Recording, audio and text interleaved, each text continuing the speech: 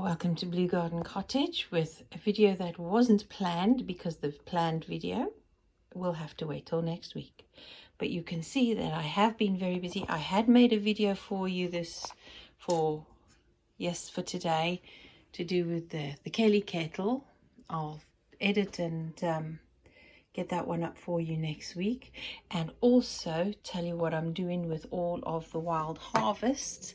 These are the Sloe berries that I picked, that I foraged, Rosehips, Hawthorn, and some of the Hawthorn were absolutely huge. Some of them were absolutely huge haulberries compared to the little ones that are on most trees over here, but this must be a much bigger variety, and they were huge ones. I've taken the big ones out. They're going to be cut open and dried for tea.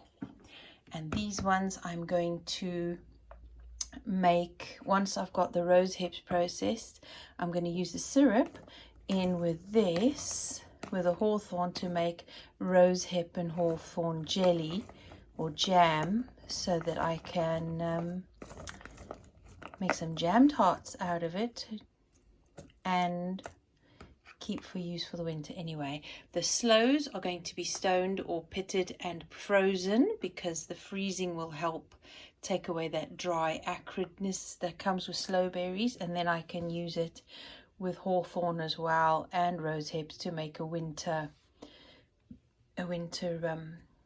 tonic as well.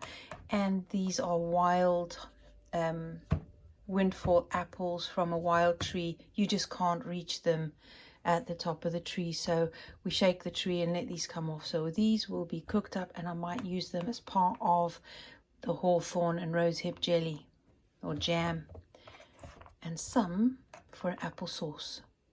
So that's what I'll be doing next week, sorting this lot out. In the meantime, well, I will do this as soon as I can, because they can't be sitting around. They will start molding and going yuck. So I will do it as soon as I possibly can. I'll dry them off and keep them in the fridge. As long as they're dry, they should be fine until Monday. Right then, I'm going to love you and leave you with that thought. And the thought of the Ghillie kettle, which I did make a video, but it's not a point and shoot one. I have to edit it, so it will have to wait till next week. Baby's going to wake up any moment. Grandchildren are sleeping over at Grandma's today. So I shall see you next week, ready for more autumn harvest recipes. And it's a garden week next week as well, so I'll show you a little bit of what I've been doing in the garden, ready to put the garden to sleep for the winter almost.